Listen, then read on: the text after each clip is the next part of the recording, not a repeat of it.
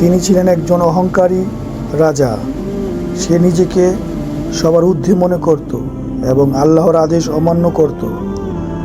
মৃত্যুর পর ভয়াবহ শাস্তির মুখোমুখি হতে হয় এবং জীবন দশায় তাকে এক দরবেশ সতর্ক করেছিলেন, কিন্তু তিনি তার কথা উপহাস করতেন এবং উড়িয়ে দিতেন।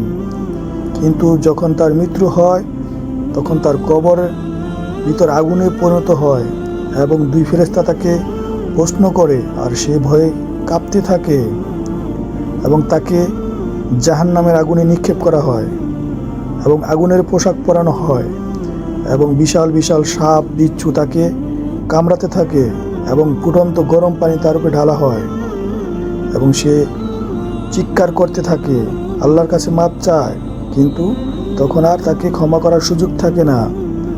যারা এইভাবে দুনিয়াতে মানুষের উপর অত্যাচার করবে তাদের অবস্থা ঠিক এই বাদশার মতোই হবে।